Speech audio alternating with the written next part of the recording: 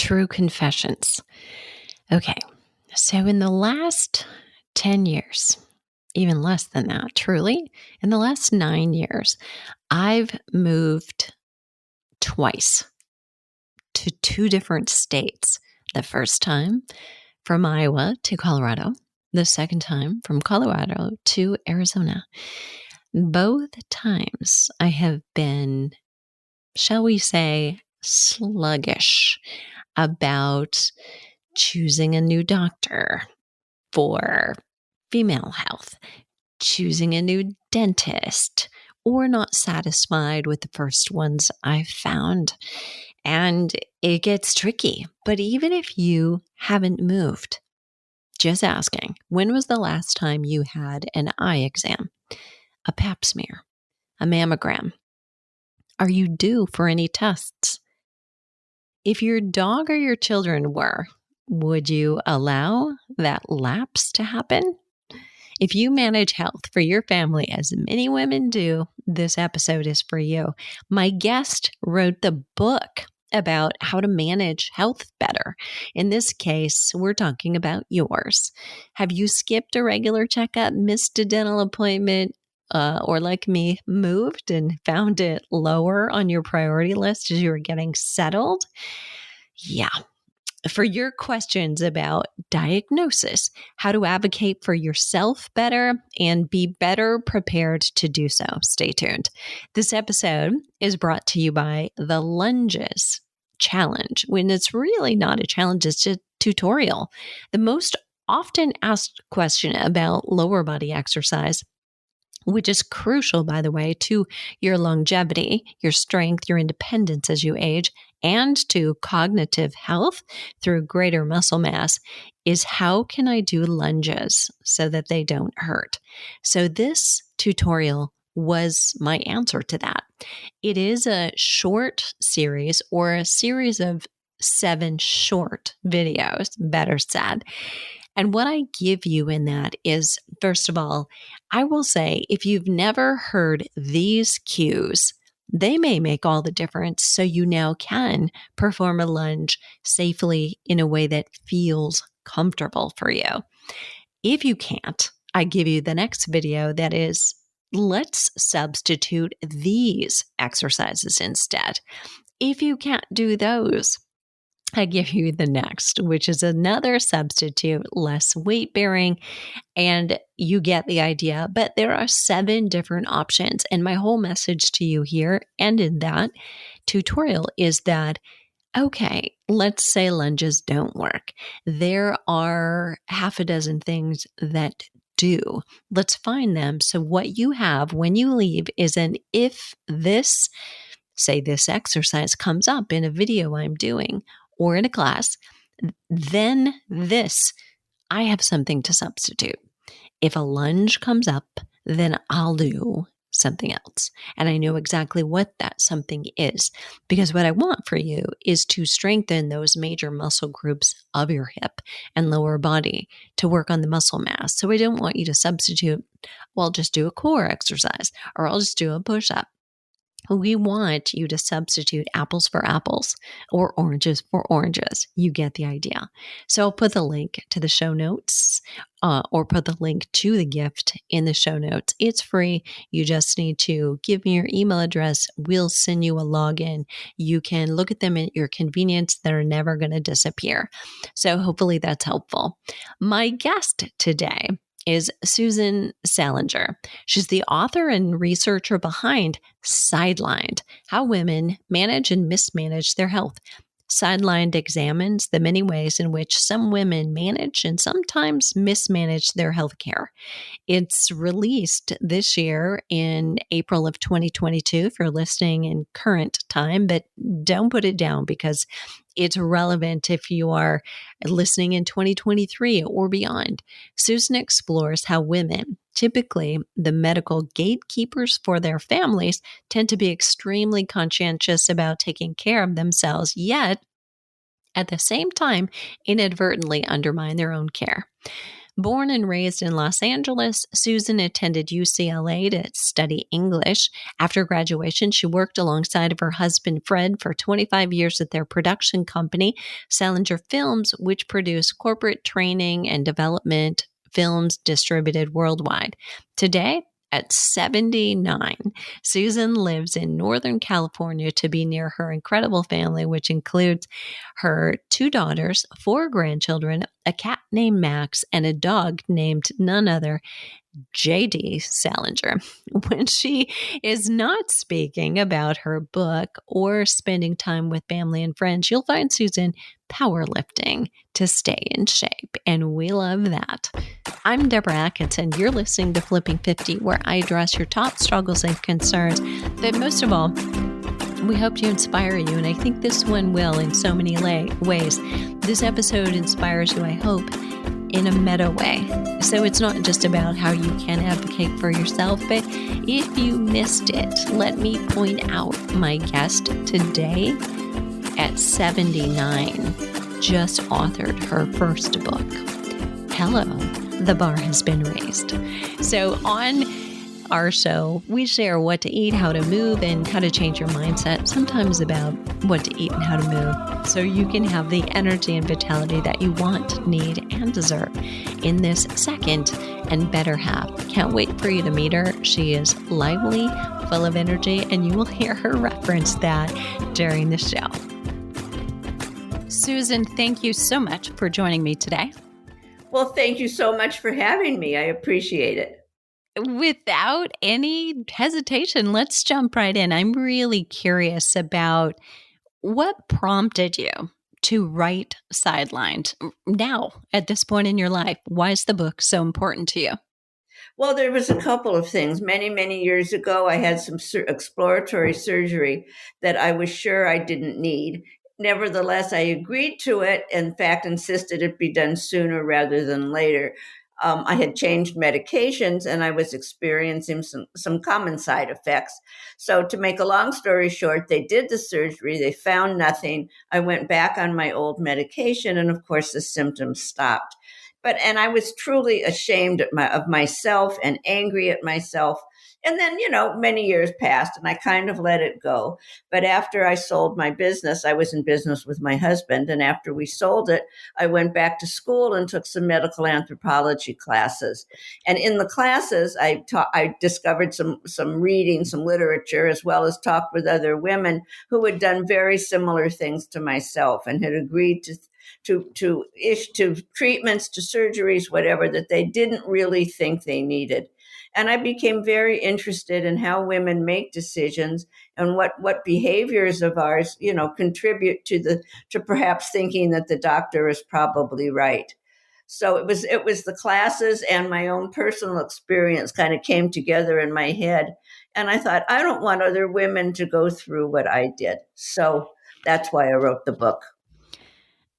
There's a lot there, but I want to go back to something that you just very nonchalantly said that I'd love to unpack, and maybe there's nothing more than curiosity there. But so after you sold your business with your husband and retired, you went back to school and studied medical anthropology. Now, very nonchalantly, that was just like, yep, I did this. Like I started playing bridge. Are you kidding me?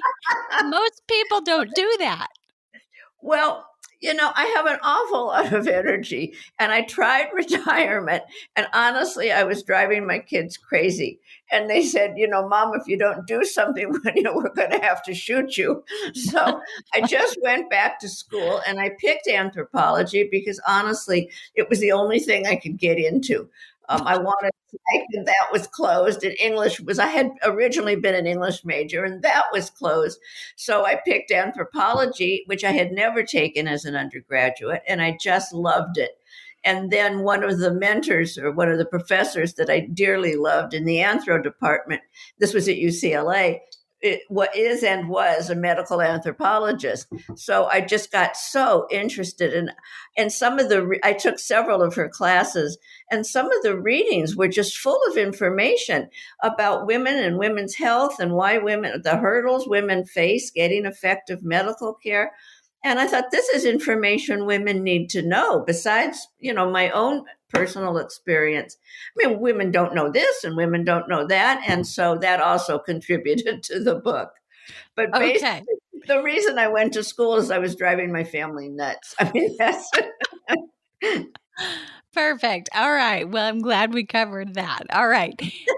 Tell us a little bit about the format of the book. I mean, clearly this isn't I'm sure it's not a dry textbook, but no. it's not a story. So what's the format like? As a matter of fact, it is a little bit of a story, not in Mm. a fiction sense. But what I did is I interviewed many women, about 40 or 50 women, about their medical experiences, and then I heard what they said, and I extrapolated from the different women some of the behaviors that they had in common, and I'll go into that in a minute. But there were definite behaviors that all of the women did, whatever the word is, despite their diseases. Many of the women had different diseases. I interviewed women with breast cancer, endometriosis, fibromyalgia, lupus, all over the shop. And as I said, many of their behaviors were the same, even though their diseases were quite different. And so the book talks about their stories and points out the behaviors that, as a group, of course, each woman is different, but as a group, many of us do, including myself. Um, so that's the format, is really the stories of the personal stories of the women, plus the information that supports what they did, what they're saying. It's a lot of research. It took me 10 years to write. I mean, it's a hell of a lot of research. Wow. So how did you find the women that you interviewed? How'd you decide who?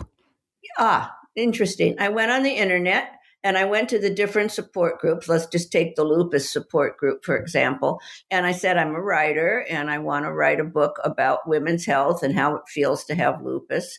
And I got a lot of replies, and I met the women there was no Zoom, at least I didn't know about it at the time. This was before COVID, of course. And so I just met the women over the internet, and then I picked out the ones that sounded the most knowledgeable, the most articulate, went to their homes and interviewed them, and some of them referred me to other women, and then I went to other support groups, and the women were so generous and so lovely, and they too wanted to help other women. So it was really a very easy thing to do. And then on top of that, I put together two focus groups because I wanted more geographical diversity. And so those women too were just so open and so lovely. So it was really, finding the women was not a difficult task. Everybody just wanted to help. Was there, I mean, interestingly enough, you pull people into a group versus you're working with somebody one on one, different things emerge. I mean, did you find some different uniquenesses over Yes. and what was that? That's you're the second person that's asked me that, and it's really an excellent question. I found two things. Well, number one, when I met the women individually, it was much more intimate. They were just so open. In fact, one of them said to me, when she was talking about her sex life, and she had just had a hysterectomy and her sexual drive was diminished, and she said, well, I might as well tell you this, as I'm never going to see you again, which was true. I mean, the distance allowed the women to really be open and really be more intimate. What I found in the focus groups was something so different, and it actually surprised me, which was that none of the women had ever really talked to anybody other than their doctor about their health issues. And they were all so glad to be in this group and find out that other people, other women, even though they had different diseases, did or felt or behaved in the same way they did. And I was really surprised that none of them had talked about their illness or with anybody. That's so the opposite of me. I'm one of those. If you ask me how I am, I say, well, how much time do you have? And I spill the whole story. Um, these women did not do that, and it made me feel very sad. I mean, I felt that they were very lonely, and they were so grateful for the opportunity to talk to each other. I had hired a facilitator who really didn't have to do all that much because they were all so eager to talk. And I can already tell how Sidelined is a very different book. I mean, it clearly I mean, I've interviewed a lot of people over 9 years, and a lot of doctors, a lot of functional doctors and PAs, and no one has talked about this. Why, in your own words, is Sidelined so different than other books? I think it's quite different, and that's because I'm interested in the behavior of the women. Their Mm. diseases, while of course important, I did not. This is not a book about how to live with diabetes or how to live with lupus. That's not what Mhm. this is. This book is about the hurdles that women face in getting effective health care. And some of the hurdles, we can't control. There is still, for example, gender bias in the medical industry, and all you can do is handle that. You certainly can't control it in any way. But there are things that as women that we do individually that for example, women hesitate to get second opinions much more than men do. Men get them much more often than we do. So that kind of thing, we can if we can learn to recognize some of the things that we're doing that is contributing to our less than perhaps stellar healthcare, I think that the book will have performed a real service. Super interesting. Okay, so if I said to you, what are the top, say, 3 or 4 things that women you interviewed shared in common? Well, What the was that? first thing is that we all put our, I shouldn't say we all, because I want to make sure it's, each woman, everyone is an individual. And sometimes it's the same women that do different things some of the time and so I want to be careful about that. But as a group, women tend to put themselves last. In fact, it was interesting because researchers gave women a list of 5 things and asked them to prioritize who they would take care of first. And first, we take care of our children. Then we take care of our pets, and I loved that. Yeah. And then third, we take care of our elderly parents or family members. And fourth, we take care of our significant others. And then fifth and last, we take care of ourselves. And I think that translates into our health care as well. So that was the first behavior that really struck me. The second thing, as I started to say, is that women get second opinions less often than men. We're told to play nice and to be social and not to be rude, and we don't want to hurt the doctor's feelings, and. So as a result, we don't always get a second opinion, including myself. I did not get a second opinion when I had that surgery, and if I had, I probably wouldn't have, undergone it. But nevertheless, second opinions are critical. And I don't think that, again, as a group, that we realize just how difficult diagnoses can be. There's like 20, 30, 40,000 diseases out there, many of which have the same symptoms. So for the doctor, particularly if your symptoms are general, like I've lost my appetite, I'm tired, I have no energy, a diagnosis can be like looking for a needle in a haystack. So a second opinion is really warranted. So that was the second thing I found that I really thought was one of the most important findings I made. Um, I think third, I found that women and men talk to doctors differently. Women, well, let's start with men because they're more succinct. They go in and they approach their illness as a problem to be solved. They look at the doctor as almost part of their team, and they're going to solve this together. They're very succinct and they're dry. They don't talk about how they feel. They just talk about their sore throat or their physical symptom. Women are quite different. Again, I include myself in this. I'm especially guilty of this. I go in and I tell the whole story. I talk about how my sore throat, for example, is making me feel and how tired I am and I can't take care of my kids. And I carry on and make sure they know every little thing that I'm feeling. And I think what happens sometimes is that the physical symptoms get lost in the shuffle of all of the feelings and emotional ones that I'm describing. And I think that as women, we have to be careful about that because I think, too, particularly when we talk about how much stress we're under, that can lead the doctor to give women a psychological diagnosis and say, well, maybe, why don't you try antidepressants? Well, that may be, but that's not going to help my sore throat, for example. So women do get a psychological diagnosis many more times than men do. So I think our communication styles can really lead us down the wrong path. And then That's Yeah. It's, I'm sorry. Another one. that's Yeah. okay. There's just one more. You said 3 or 4, so Yeah. I'm going for 4. Keep them coming. Okay. Well, the fourth thing I found that actually really upset me is the amount of shame women feel about being ill. Uh, And there was I want to say a fun study, but it was actually quite serious that was conducted where women who thought they were having a heart attack were asked whether or not they would call 911. And over 50% of the women said they would not call 911 mhm, because they didn't want the paramedics to see their messy house. So mhm. shame can be quite fatal. And I think that that's something that as women, we really need to be aware of. Illness is random, as I said earlier. And you really, some people get COVID and some don't, and some smokers get lung cancer and some don't. It isn't always our fault. Certainly sometimes it is, of course, but not always. And I think if I could help erase some of the shame that women feel, I again feel I would be doing a huge service.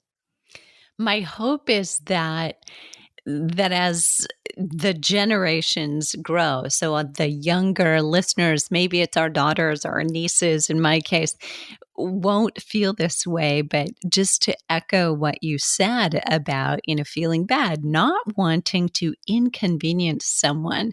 Right. My mother, about 5 years ago, 4 years ago, 5, had a mild heart attack, Hmm. and she had passed out, fell on the floor, woke up, and it was probably 20 below in Iowa, Oh, and she did not call my brother because she didn't want him to have to come out in the cold at night. So she went to bed, and then in the morning she drove herself to the doctor's oh my office. goodness. Uh-huh. Yeah. So, I mean, and of course, she was 90, at the time in Right. that generation, even more so, right? Yeah. Stiff upper lip and all of it. Well, Let's, there was a study done in Canada where women who thought they were having a heart attack also did not call the doctor. I mean, one woman laid awake all night, laid in bed, but didn't want to wake her husband because he had worked hard all day and she thought he needed his sleep. That's the same thing that you're saying. And I Mhm. think what your listeners really need to know, and I did not know this until I did my research, but you only have about a 4 hour window when you get a heart attack. It's not the Yeah, kind of thing you want to watch and wait and see what right. happens. You have 4 hours before you could do severe damage to your heart muscle. So please, anybody out there that thinks they're having a heart attack, call 911 immediately. Worst comes Yes, to worst, they'll say, sorry, oops, right. Yes, absolutely. So if you just joined us in the middle of that, that was not the recommendation of what to do. All right. Just be Right, sure. thank you. Replay that. Do So, not wait. yes. So, Susan, getting a second opinion is very important. And I think a lot of women will wonder, where do I begin? How do I find the most competent doctor or know that they are? What's the best way to do due diligence? Well, I think there's a couple of ways. Number one is I would ask the doctor that I'm going to, and I'd say, I really would like a second opinion on this. Is there somebody you can recommend? But I would take that at the same time with a grain of salt. Because one of the things you do want to do when you get a second opinion is get somebody with different training. You really don't want somebody in the same office. In my book, I talk about if well, I'm from LA, so if you go to UCLA, you want your second opinion from somebody at SC because you really want a different opinion. You don't want them just to confirm what you've already heard. Which people with the same, we see what we expect to see. So if you get somebody with similar training, that can be an issue. And the second thing I would do, and my book will be really helpful here, and I'll get to that also in a minute, but you want to do your research. You want to find out where were they trained? where did they do their residency? What hospital are they affiliated with? I sometimes even go to Yahoo and see if they have, like, if they have 150 comments, are most of them good? So that is really how you do due diligence. And the back of my book has a resource section, and it will tell you how to research, like, the hospital they're affiliated with, or is the medical school a good one that they went to? I mean, if they went to Harvard, you're probably okay.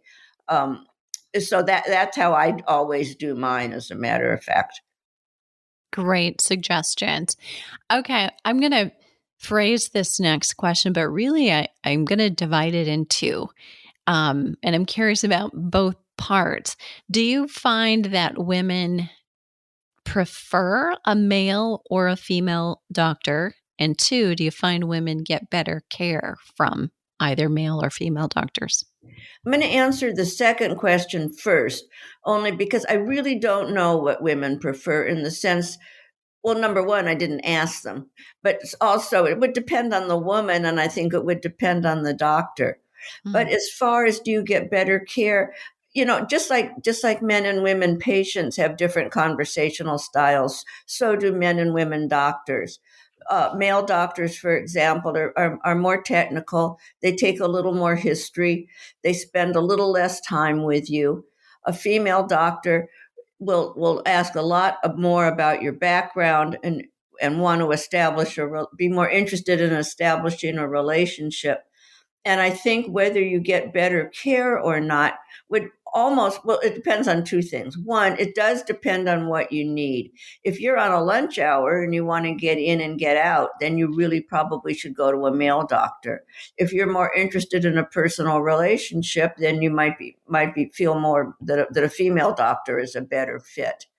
But I think the real answer that I want to give to that is that you want to find a doctor, two things. One, you want to make sure they're competent, and that takes us back to your due diligence question. I mean, every profession has its share of lemons. I don't care if you're a doctor or a hairdresser or a plumber or whatever. So you please do your due diligence. But the second thing you want is, you really want to make sure that you like the doctor and that you feel the doctor likes you. Because if you feel that you have a good relationship with your doctor, you're much less liable to put off calling when you have a problem. You're much more likely to work together with the doctor and see about a second opinion. It can be very important to your medical care to be sure that you have a good relationship. And, not everybody likes everybody else. So if you don't like him or her, or feel they don't like you, move on. There's no reason to hang out there and, try to make it work. If you can't make it work and you have the resources that you can drive around and find somebody else, I would recommend that. Again, great tips. And you mentioned, the communication styles sometimes get in a woman's way. And, that again is a strength and a weakness, both, of course. But how would you suggest, have you got any tips for women getting focused for their doctor's visits so they get more out of whatever short time they do have while they're face to face? Yeah, I think one of the important things to do when you have a doctor appointment coming up is to make an agenda. Write out a list. I don't, I used to, before I did my research, I used to just have the list in my head. And I found that didn't work as well, because I do get anxious when I go and I am worried about myself. And I found, it was one of those things, when I left the room, I could always think of things I should have said, one of those.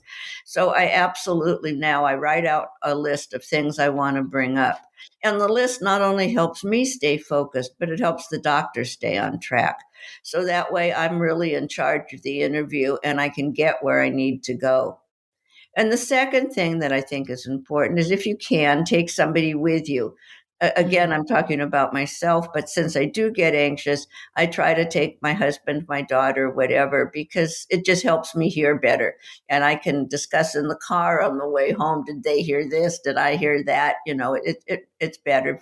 It's better for me. And I think it's probably better for everybody.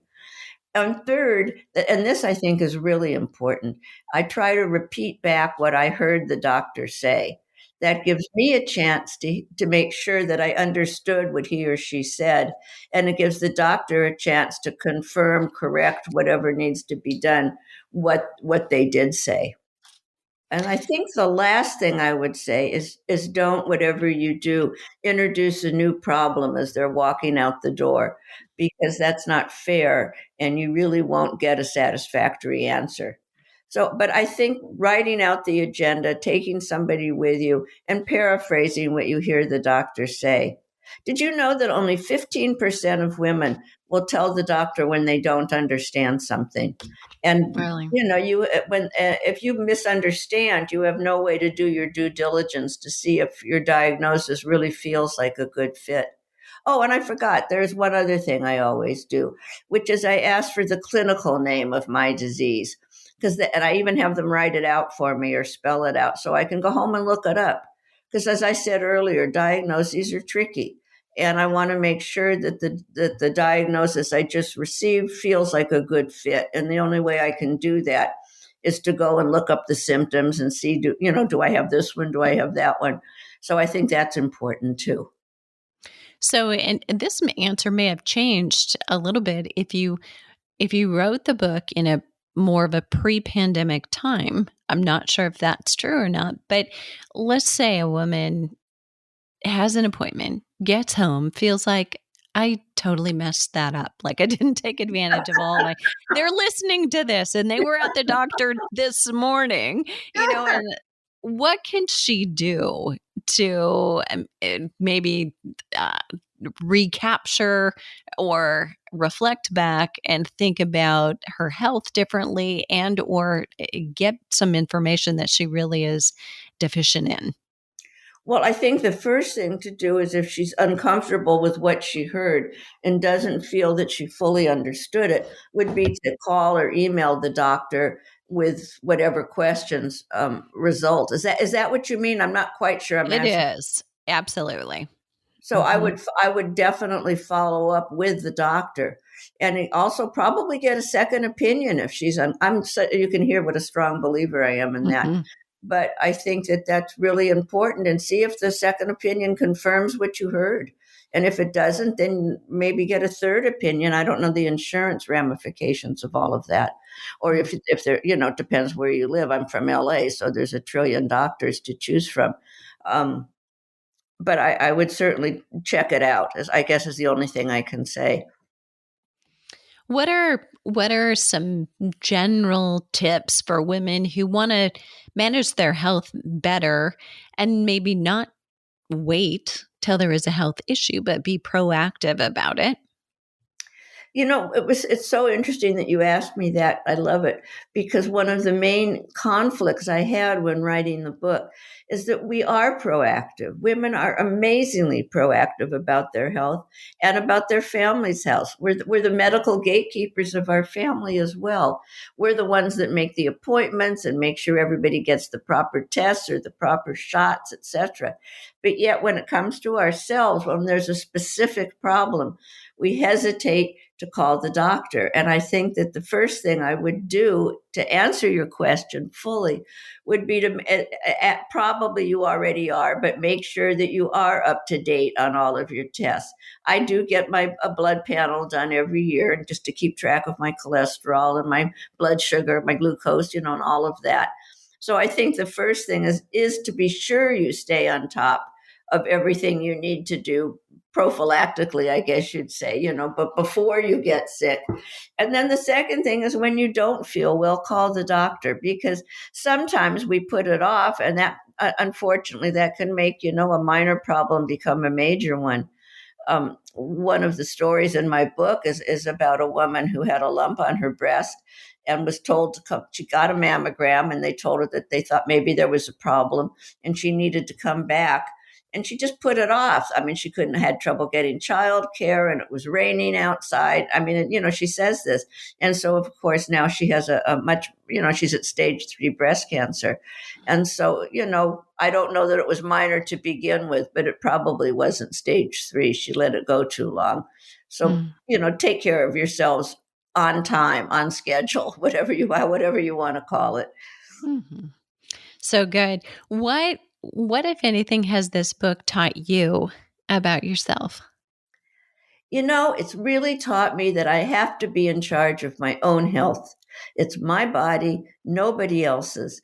And I'm in charge, which is why I write out my agenda. I do my due diligence. I want to make sure that what I'm hearing, I feel comfortable with. And women are misdiagnosed. I think it's like 12 million people are misdiagnosed each year, and women are 15 to 20%, and women and minorities are 15 to 20% more likely to be misdiagnosed. So I'm very careful that I feel that comfortable with the doctor and with the diagnosis I receive. And that's what led me, just to come full circle, that's what led me to have the surgery, even though I knew I didn't need it. I wasn't comfortable. I knew he was wrong, or was sure he was, pretty sure. And I wouldn't do that today. I would get a second opinion. I could have waited a week. I didn't have to, I could have gone back on the old meds and tested it out. I wasn't going to die in 24 hours, and I didn't do that. And so I think the book has really taught me not to make that mistake again. I'm in charge. It's my body. And I want women to be empowered and have the courage to really question their doctor, do their homework, question the doctor again until they're satisfied that they've received what is an accurate diagnosis. Well, Susan, for me and for all of our listeners who right now can't speak to you, thank you for writing the book. You're so welcome. You're so welcome. And thank you for spending your time here. Where can listeners get more Susan and, of course, find the book? Well, my website is susansalinger.com, and Salinger is Salenger. And of course, the book is available, wherever books are sold. It's on Amazon and Barnes and Noble and, all of those places. Perfect. So good. Okay, listeners. Well, I asked a lot of questions, but I'm sure you have a lingering one. So if there's a comment or a question that you wish I would have asked in this show, leave it below the show notes. I'd love to hear from you. Today's show notes will be at flipping50.com/manage health. And what are you waiting for? Let's start flipping 50 today.